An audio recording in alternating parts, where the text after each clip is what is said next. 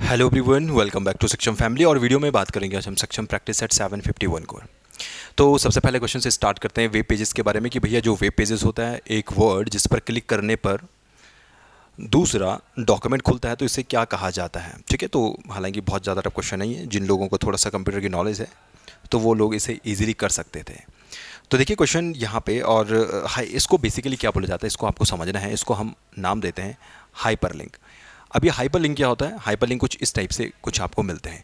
देखिए कभी भी आप कोई टेक्स्ट लिखते हैं ना, कोई वर्ड फाइल वगैरह होती है, तो उसमें अगर आपको कुछ ऐसे साइट्स मिलती हैं, ये वेबसाइट्स वगैरह हो जाता है या सर्च इंजन का कोई मैं कह सकता हूँ पर्टिकुलर किसी पेज पे जाने के लिए जो आपको साइट्स मिलती हैं, इन्हीं को हाइपरलिंक बोला जाता है। ठीक है, और यहाँ पे आपने कभी ध्यान दिया होगा तो फिंगर लाइक कोई एक स्ट्रक्चर होता है। और इसी टाइप से कभी अगर आप जैसे विकीपीडिया वगैरह खोलेंगे या कोई बुक वगैरह आप खोलते हैं तो आपको रेफरेंस वगैरह भी मिलते हैं। तो देखा होगा आपने लास्ट में ऐसे पर्टिकुलर वेबसाइट का नाम होता है जहाँ से उन्होंने वो पर्टिकुलर इन्फॉर्मेशन उठाई हुई होती है और बताने के लिए कि यार हमने ये रेफरेंस लिया है। तो यहाँ पे डायरेक्टली आप उसको क्लिक करके उस पर्टिकुलर पेज तक पहुँच सकते हैं, पर्टिकुलर साइट तक आप पहुँच सकते हैं। तो इन्हीं को बोला जाता है हाइपरलिंक। इसी टाइप से आपके पास क्या होता है, यूआरएल होता है, यूनिफॉर्म रिसोर्स लोकेटर। ये क्या है? ये बेसिकली जो वेब पेज होते हैं उन वेब पेजों का ये होता है एड्रेस। ठीक है, जैसे आप किसी कॉलोनी में रहते हैं, उस कॉलोनी में पर्टिकुलर अगर आपको किसी के घर पे जाना है तो उसके लिए एक एड्रेस होता है। उसी टाइप से आपके पास जो वेब पेजेस होते हैं उन वेब पेजेस के पास होता है एक एड्रेस। जैसे अगर हम बात करें यूकेपीएससी की, अगर आप साइट खोलोगे कभी तो यूकेपीएससी की साइट खोलने पे आपको डिफरेंट यहाँ पे वेब पेजेस मिलेंगे, जहाँ पे आपको मिलता है, लेट्स से मैंने कहा यहाँ पे एडमिट कार्ड। ठीक है, यहाँ पे आपको मिल सकता है एग्ज़ाम कैलेंडर। ठीक है, यहाँ पे आपको यहाँ पे जैसे मिल गया नोटिफिकेशन। तो ये यहाँ पे डिफरेंट डिफरेंट वेब पेजेस हैं। और इन वेब पेजेस का आपके पास क्या मिलेगा, एक पर्टिकुलर यूआरएल होगा। जैसे आप इसको क्लिक करेंगे तो आप इस पेज पे पहुंच जाएंगे। इसको अगर आप क्लिक करते हैं तो इस पेज पे पहुंच जाएंगे, और यहाँ पे क्लिक करोगे तो आप इस पेज पे नोटिफिकेशन वाले पे पहुंच जाते हो। ठीक है, तो ये डिफरेंट वेब पेजेस होते हैं, उनका एक यूआरएल होता है, यानी एक पर्टिकुलर लोकेशन होती है। और इन सबको मिला के एक बनती है वेबसाइट। ठीक है, तो वेब पेज का जो कलेक्शन होता है उसे हम वेबसाइट कहते हैं। जैसे हम बात करें अगर यहाँ पे, तो देखिए जैसे एक ये होता है यूआरएल। ठीक है, तो पर्टिकुलर एक आपके पास क्या होता है, ये यूआरएल होता है। तो ये कंप्लीट आपके पास एक यूआरएल है ना। और इस यूआरएल का छोटे छोटे से नाम है। जैसे यहाँ पे एक प्रोटोकॉल होता है जिसे हम HTTPS बोलते हैं। अगर सिक्योर है तो हम उसको S से नाम देते हैं। बताने को उसमें बहुत कुछ है, बस थोड़ा सा आपको ध्यान रखना है। ये इसको डोमेन बोला जाता है। देखिएगा डोमेन होता है, ये पर्टिकुलर जो कंपनी है, इंस्टीट्यूशन है, वो ले लेते हैं नाम से। जैसे अमेजॉन नाम सुना होगा आपने, इसी टाइप से इसको पाथ बोला जाता है। ये वेब पेज का आपके पास हो जाता है। तो ये बेसिकली यूआरएल होता है। यूआरएल का मतलब एक पर्टिकुलर लोकेशन जहाँ पे आपको जाना है। इसी टाइप से आपको वाटरमार्क होता है। अगर आप प्रैक्टिस से रेगुलर जुड़े हैं, आपने देखा होगा सक्षम अकादमी का इस टाइप का जो लोगो है, ये लोगो आपको आपके पेपर के बैक साइड से मिलता है ना, ऐसा कुछ बना हुआ मिलता है। और इसी को हम क्या बोलते हैं, वाटरमार्क बोला जाता है। बाकी जो स्पैम होते हैं या अनवांटेड मैसेज वगैरह होते हैं उसे हम स्पैम नाम दे देते हैं। तो अभी के लिए जो आंसर बनेगा वो ऑप्शन नंबर बी आपका आंसर हो जाता है। आगे बढ़ते हैं, यूनिक्स के बारे में बात करेंगे। यूनिक्स की मुख्य भाषा क्या होती है?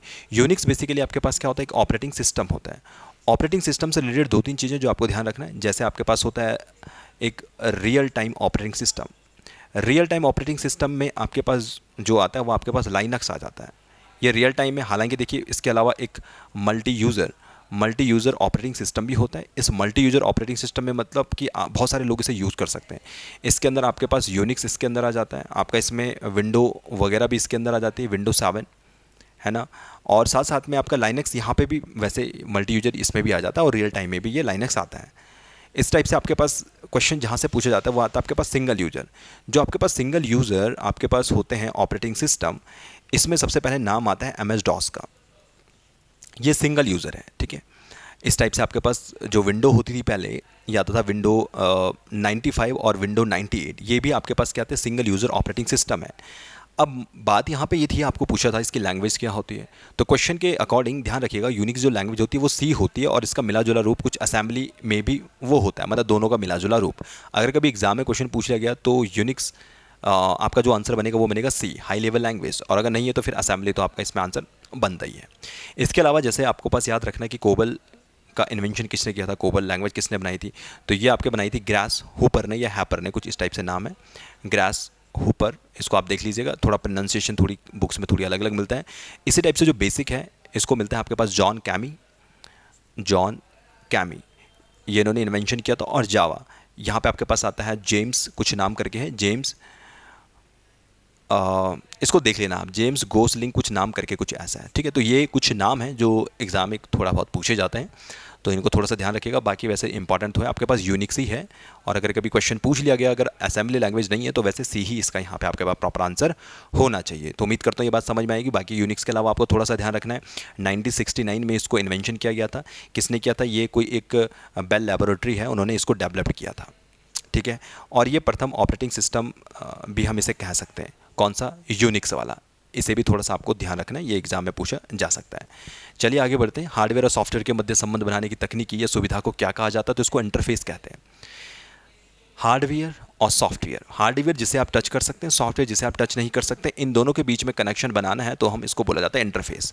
तो इंटरफेस एक डिवाइस मान लो, पोर्ट मान लो, जिसके थ्रू आप क्या कर सकते हैं, इन दोनों के बीच में कनेक्शन बना सकते हैं, तो उसको इंटरफेस बोला जाता है, ठीक है। बाकी तो यहाँ पे ज़्यादा इंपॉर्टेंट नहीं है। बाकी देखो कभी कभार ऑप्टिमाइजेशन भी हम एक कहते हैं इंग्लिश में, तो अभी के लिए तो इंटरफेस ध्यान रखिएगा क्योंकि ये एग्ज़ाम में पूछा गया, यहाँ पे क्वेश्चन है।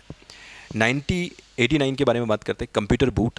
तो बेसिकली बूटिंग तो सबसे पहले आपको समझना है बूटिंग प्रोसेस क्या होती है। इस बूटिंग प्रोसेस में आपका जो है कंप्यूटर बेसिकली चेक होता है। आपने देखा होगा ना, कंप्यूटर जब ऑन करते हैं तो थोड़ा समय लगता है, तो इस बेसिकली कंप्यूटर को चेक किया जाता है, कंप्यूटर की रैम वगैरह चेक की जाती है, मतलब उसकी सारी चीज़ें चेक की जाती है। ऑपरेटिंग सिस्टम वगैरह जो है चेक किया जाता है कि यार ये पर्टिकुलर काम कर रहा है या नहीं कर रहा है, और इसी प्रोसेस को बोला जाता है कंप्यूटर बूटिंग करना। इस बूटिंग प्रोसेस में जो आपके पास एसडीडी होती है, हार्ड डिस्क ड्राइव, यहाँ पे बेसिकली ऑपरेटिंग सिस्टम सेव होता है। इस बूटिंग प्रोसेस में ऑपरेटिंग सिस्टम को रैम में लाया जाता है। इतनी बात सभी को क्लियर होनी चाहिए, उम्मीद करता हूँ। तो यहाँ पे इसी को बूटिंग प्रोसेस बोला जाता है। बाकी यहाँ पे ध्यान दीजिएगा, कंपाइलर तो कंपाइल करने के काम आता है, बग वगैरह को फाइंड आउट करने के जो है कंपाइलर काम आता है, और एक इंटरप्रेटर होता है वो भी बग फाइंड आउट करने के काम आता है। कंपाइलर कंप्लीटली किसी प्रोग्राम को एक साथ बग फाइंड आउट करता है, लेकिन इंटरप्रेटर लाइन बाय लाइन करता है। लोडर का काम होता है लोड करने का, ठीक है। तो यहाँ पे आप कभी भी जैसे ये रैम में एसडीडी से जब रैम में आपका ऑपरेटिंग सिस्टम आता है तो उसी प्रोसेस में लोडिंग उसे बेसिकली बोला जाता है। बाकी ऑपरेटिंग सिस्टम तो आपको पता ही होगा, ऑपरेटिंग सिस्टम के बारे में हम ऑलरेडी बात कर चुके हैं। एक यूज़र फ्रेंडली होता है और इसमें काम करना ईजी हो जाता है। कोई बच्चा भी जो है ऑपरेटिंग सिस्टम के थ्रू जो है कंप्यूटर को क्या कर सकता है, वो ऑपरेट कर सकता है। चलिए आगे क्वेश्चन है आपके पास 90, इसमें से कौन सा एक आउटपुट डिवाइस है? आउटपुट डिवाइस के बारे में बात करें, देखिए वेबकैम। वेबकैम बेसिकली क्या कैमरा ही तो है, वेबकैम हो गया डिजिटल कैमरा। देखो काफ़ी बार पूछा जाता है डिजिटल कैमरा कैसी एक है, तो डिजिटल कैमरे में आपके पास क्या है, इनपुट मतलब जो ले रहा है। लाइट पेन देखिए सिंपल सा पेन होता है, तो ये भी आपके पास कैसे एक इनपुट डिवाइस है, और टच स्क्रीन भी आपके पास एक इनपुट डिवाइस है। ध्यान रखने आपको, अगर टच स्क्रीन कभी पूछ लिया गया, टच स्क्रीन डिस्प्ले, तो फिर आपके पास जो ये हो जाएगा, ये आउटपुट डिवाइस हो जाएगा। इसलिए कभी कभार अगर आप ध्यान दोगे तो टच स्क्रीन को इनपुट आउटपुट दोनों में कंसिडर किया जाता है, लेकिन एग्जाम पॉइंट ऑफ व्यू से आपको ध्यान रखना है, टच स्क्रीन डिस्प्ले आएगा तो इसको आउटपुट कंसिडर करना है, टच स्क्रीन आएगा तो सिंपल इनपुट आप इसको कंसिडर करना है। अभी के लिए इसमें इनमें से कोई नहीं यहाँ पे आंसर बन जाता है। इसके अलावा काफ़ी बार ये आउटपुट इनपुट में बता चुका हूँ। 28 मई 2008 को सप्ताह का कौन सा दिन था? थोड़ी बहुत रीजनिंग के क्वेश्चन है, और ऐसे क्वेश्चन के लिए आपको सिंपल सा काम एक क्या करना है कि देखिए 2008 नहीं होगा यहाँ पे, इसको 2006 कर लीजिएगा। यहाँ पे 28 मई 2008 बोल रहा है ना, तो 2006 से पहले वाला साल यानी 2005 तक आपको ये पूरा ईयर है। इस ईयर तक पूरे आपको ऑड डेज फाइंड आउट करने, विषम दिन फाइंड आउट करने। फाइंड आउट करने का तरीका, इसको दो पार्ट में डिवाइड कर लो पहले, तो ये हो जाएगा आपके पास 2000 और यहाँ पे +5। 2000 को अलग कर लीजिए, 5 को अलग कर लीजिए। ये क्या है 2000 साल, ये क्या है 5 ईयर। इनमें आपको ऑड डेज फाइंड आउट करने। ध्यान रखना कोई भी आपके 400 के जो मल्टीपल होते हैं, 400 हो गया, 800 हो गया, आपके पास 1200 हो गया, आपके पास 1600 हो गया, आपके पास 2000 हो गया, इन सभी में जो ऑड डेज आते हैं वो आते हैं 0। तो यहाँ पे मतलब 2000 सालों में आपके पास जो ऑड डेज आएंगे वो आएंगे 0। और इन 5 सालों में आपके पास देखिए 5 सालों में आपके पास लीप ईयर होगा। करने का तरीका 5/4 करेंगे, आपको मिलेगा 1 टाइम, तो मतलब इसमें एक लीप ईयर आएगा। इसमें होगा एक लीप ईयर, तो यानी यहाँ पे आपके पास 4 क्या होंगे, नॉर्मल ईयर होंगे। अब हर एक लीप ईयर में आपके पास क्या होता है, हर एक लीप ईयर में 2 ऑड डेज होते हैं, है ना। तो इसको मल्टीप्लाई आपको क्या करना है, 2 करना है। तो यहाँ पे कितना आ जाएगा, 2 आ जाएगा। हर एक नॉर्मल ईयर में एक ऑड डे होता है, एक विषम दिन होता है, तो यानी 4 × 1, तो आपके पास कितना आ जाएगा, 4 आ जाएगा। इन दोनों को ऐड कर लीजिए, यानी आपको मिलेगा 6। तो कहने का मतलब 2005 तक आपको 6 ऑड डेज मिले। अब आपके पास 2005 के बाद आपको क्या मिलेगा, 2006। तो जनवरी में आपको पता है जनवरी 31 हो जाता है, यानी इसमें कितने ऑड डेज आएंगे, डिवाइड बाई 7 आप करेंगे, तो यहाँ पे आपको मिलेगा 3 ऑड डे। इसी टाइप से फरवरी 28 में जाती है, तो आपको यहाँ पे 0 ऑड डेज मिलेंगे, क्योंकि 28 7 से कंप्लीट डिवाइड होता है। इसी टाइप से आपके पास मार्च में आपको यहाँ पे ऑड डेज मिलेंगे 3, और अप्रैल में आपको ऑड डेज मिलेंगे कितना 2, क्योंकि अप्रैल जो जाता है वो 30 जाता है और 7 से डिवाइड करोगे आपको 2 इसमें रिमाइंडर आएगा, यानी 2 ऑड डेज आएगा।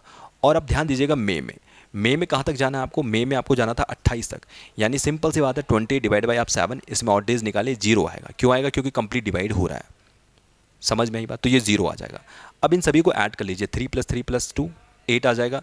तो यहाँ पे इनका जो सम आ रहा है वो आ रहा है 8, और इस 6 को 8 के साथ अब ऐड कर लेना, क्योंकि मुझे कंप्लीट यहाँ तक 28 मई 2006 तक मुझे कंप्लीट ऑड डेज चाहिए थे।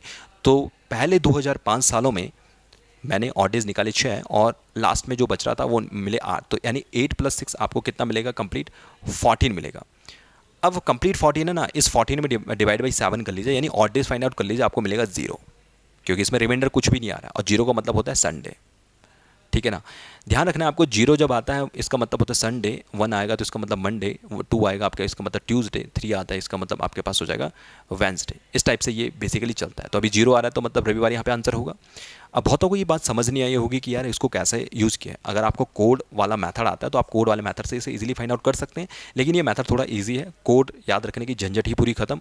अगर ये बात समझ में नहीं आई है तो आप जाइए अकेडमी की सक्षम अकादमी कैलेंडर लिख लेना, उसमें आपको बिना कोड के किस टाइप से जो है आप इन क्वेश्चंस को सॉल्व कर सकते हैं, तो आप वहाँ पे कंप्लीट डिटेलिंग में ये सारी चीज़ें जान सकते हैं।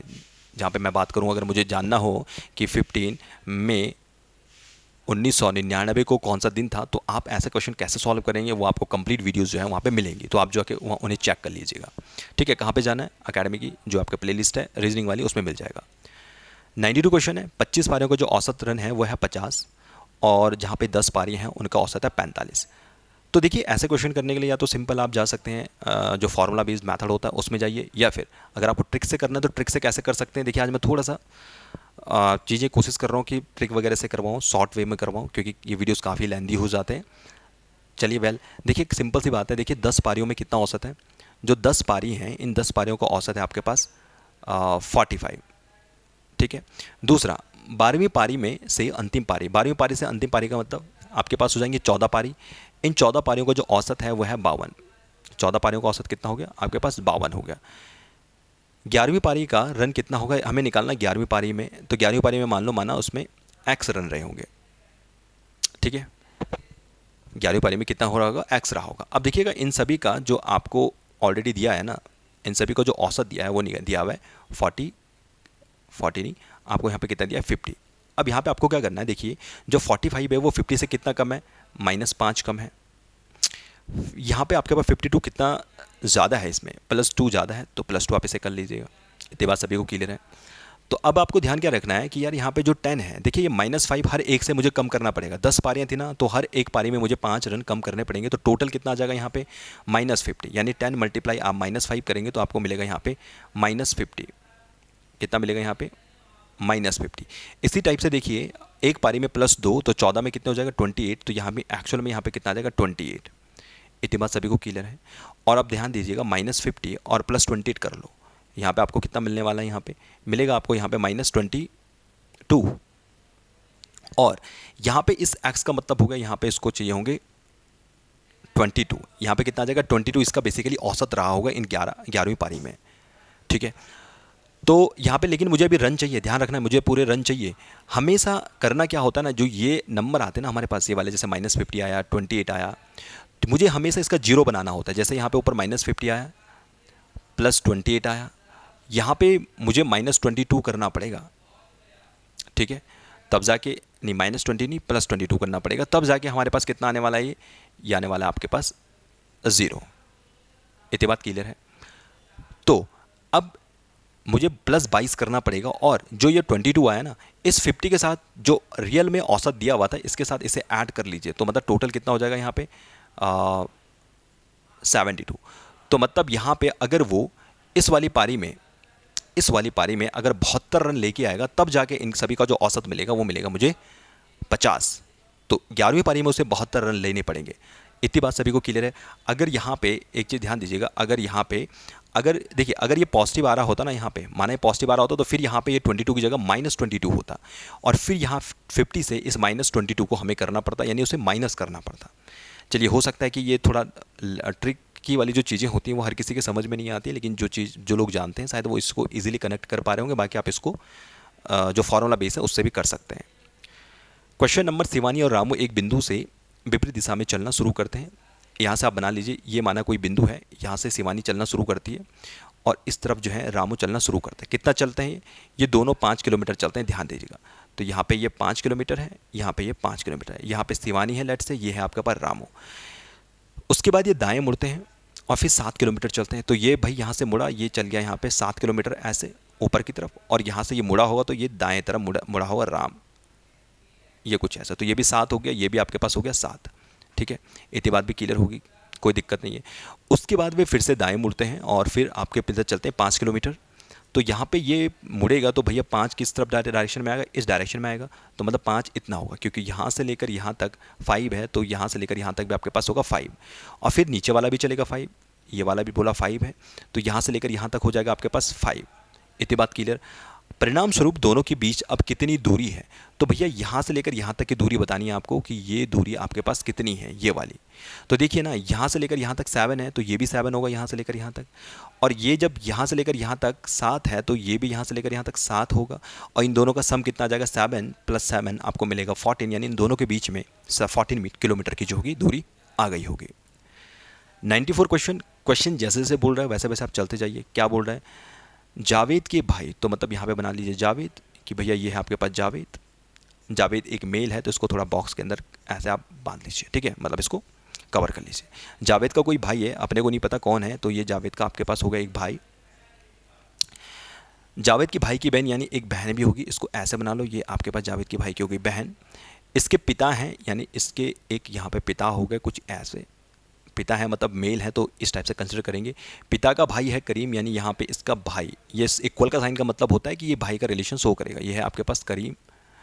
ठीक है, तो करीम के लिए आप ऐसे बना दीजिए करीम। और करीम की एक लड़की है डॉली, तो करीम की लड़की कौन सी हो गई, ये है यहाँ पे एक लड़की इसकी, और इसका नाम है आपके पास डॉली। क्लियर। तो डॉली जावेद डॉली से किस प्रकार संबंधित है, देखिए जावेद के फादर, मतलब ये कोई भी हो सकता है एक्स, ये एक्स के 3 बच्चे हैं, ये हो गया, ये हो गया, ये हो गया। ठीक है, और एक्स का भाई है करीम, यानी मैं कह सकता हूँ जावेद का करीम या तो चाचा हो सकता है या ताऊ हो सकता है, 2 ही चीज़ें हो सकती हैं। भाई में यार भैया भाई होगा, या तो बड़ा हो सकता है तो छोटा हो सकता है उसके पिताजी का। तो यहाँ पे क्या हो जाएगा, देखिए डॉली है ना, देखो ताऊ का बेटा तो कोई बोला नहीं है, तो यहाँ पे चचेरा भाई आ जाएगा। ठीक है, तो जावेद डॉली से किस प्रकार संबंधित है, भैया जावेद जो है वो करीम के भाई का बेटा है, और डॉली क्या है, जावेद के चाचा की लड़की हो गई। आप इसे ऐसा मान के चल सकते हैं, तो इसलिए आपके पास बी आंसर हो जाता है। 95 की बात करेंगे। क्वेश्चन क्या बोल रहा है, 2 औरत हैं या 2 पुरुष हैं, वो ताश खेल रहे हैं और एक मेज़ के उत्तर पश्चिम और दक्षिण में बैठे हैं। यानी आप इसको कुछ ऐसे मान लो, यहाँ पे एक मेज़ हो गई, ये कुछ इस टाइप से, यहाँ पे पूरब हो गया, यहाँ पे ये पश्चिम हो गया, यहाँ पे ये उत्तर हो गया, और यहाँ पे ये दक्षिण हो गया। इतनी बात क्लियर। किसी भी और औरत होगा यहाँ पे, ठीक है, किसी भी औरत का मुख पूरब के सामने नहीं है, इसका मतलब यहाँ पे मुख पूरब, मतलब यहाँ पे होगा फिर पुरुष।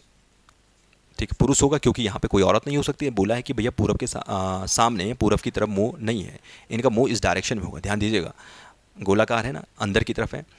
फिर नेक्स्ट क्वेश्चन, आमने सामने बैठे व्यक्ति एक ही जेंडर के नहीं है, यानी अगर ये पुरुष है तो इसके सामने महिला ही होगी, एक जैसे नहीं है, यानी पुरुष यहाँ पे नहीं हो सकता, तो महिला होगी।